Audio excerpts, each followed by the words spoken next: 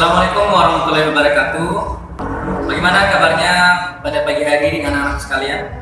Alhamdulillah sehat walafiat ya. Hari ini kita akan belajar lagi ya. Karena baik, sebelum pembelajaran Pak Guru mulai, Pak Guru ingin absensi dulu kalian ya. Hendra Gunawan, Siti Aminah. Ya, alhamdulillah semuanya hadir lengkap ya. Baik, sebelum kita masuk pada materi inti, kita berdoa dulu kepada Tuhan Yang Maha Esa sesuai dengan ajaran dan kepercayaan kita masing-masing.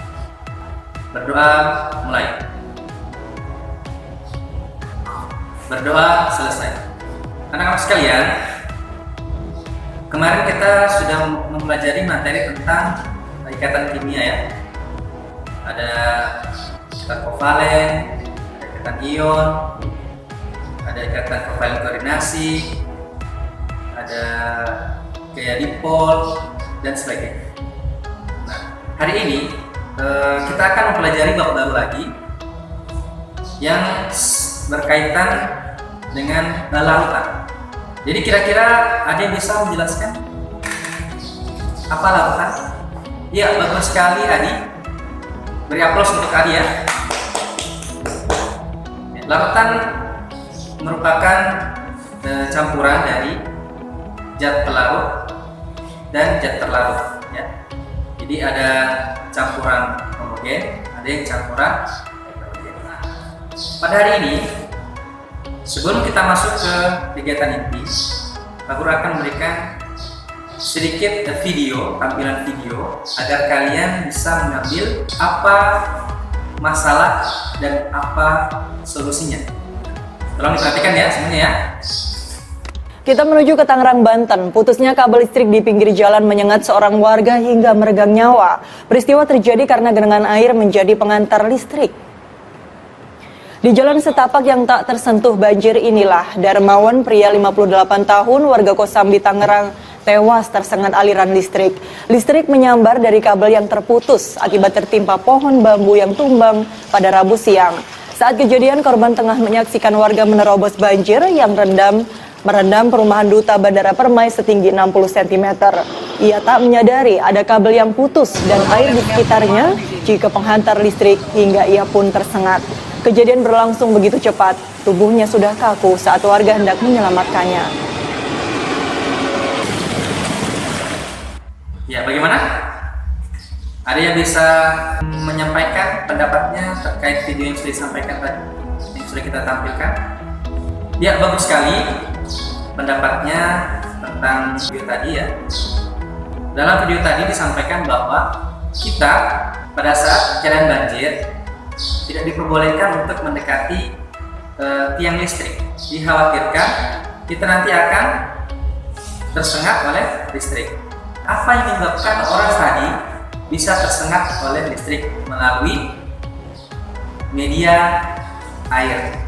Hal inilah yang kita pelajari, mengapa air banjir itu bisa menyebabkan arus listrik. Jadi topik pembelajaran pada pagi hari ini yaitu larutan elektrolit dan larutan non elektrolit ya.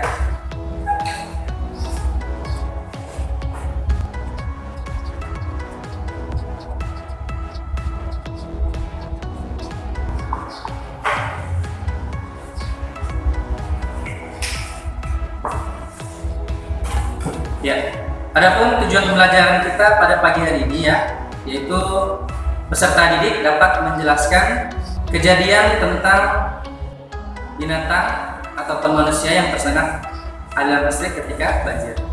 Kemudian yang kedua adalah menganalisis sifat elektrolit beberapa larutan yang ada di lingkungan dan larutan yang ada di laboratorium.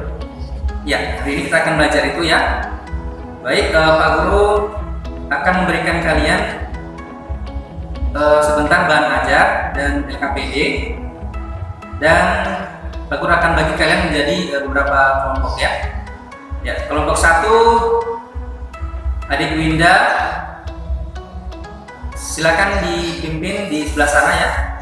Kemudian adik Adi di sebelah sini. Oke, sudah siap ya? Ya. Oke, jadi bahan ajar dan NKPD yang sudah Pak Guru berikan silakan dipakai untuk mengeksplorasi lagi kembali seperti apa larutan elektrolit dan non elektrolit tersebut. Ya, bagaimana? Ada masalah atau ada yang ditanyakan? Kalau misalkan tidak ditanyakan, Pak Guru yang bertanya ini ya. Kira-kira apa yang menyebabkan air garam itu dapat menghantarkan arus listrik, sedangkan air minum biasa itu tidak dapat menghantarkan arus listrik ya. Silakan kelompok 1 dan kelompok 2 untuk menjawab pertanyaan yang sudah Pak Guru berikan. Oke? Ya, bagus sekali ya penjelasannya dari kelompok 1. Nah, mungkin ada pertanyaan dari kelompok 2 terkait apa yang disampaikan atau tambahan dari kelompok 2 untuk melengkapi lagi teori atau pendapat yang sudah disampaikan oleh kelompok 1. Ya, bagus sekali ya. Beri aplaus untuk kita semua.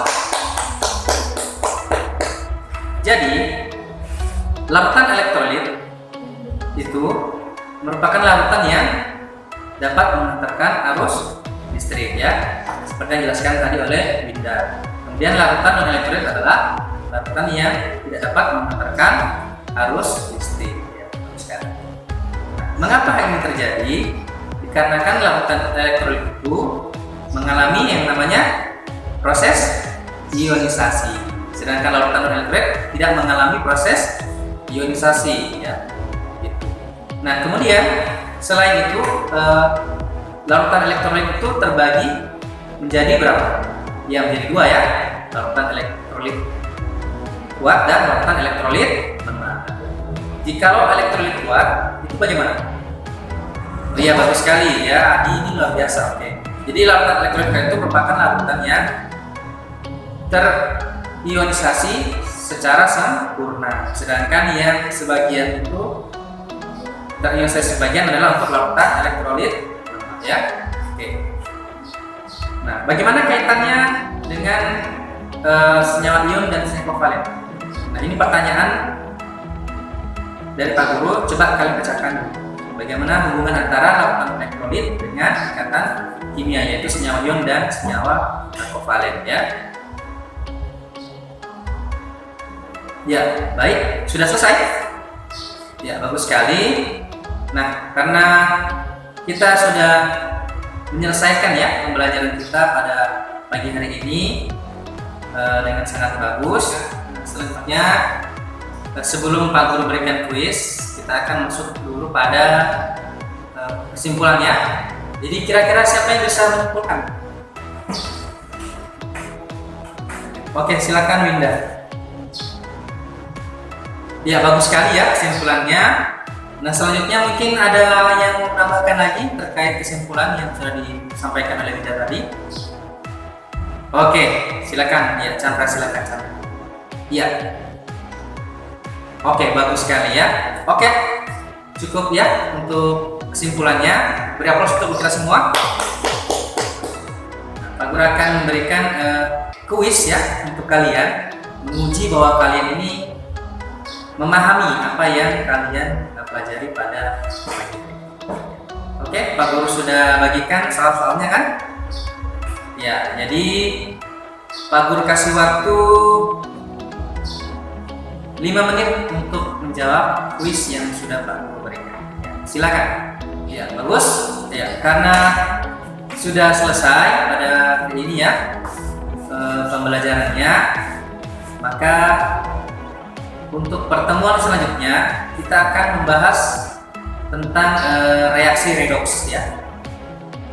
Jadi reaksi redoks ini seperti apa materinya, sampai bertemu kembali di pertemuan yang selanjutnya. Jadi mungkin hanya demikian yang bisa Pak Guru sampaikan. Lebih dan kurangnya Pak Guru mohon maaf. Billahi taufiq wal hidayah. Wassalamualaikum warahmatullahi wabarakatuh.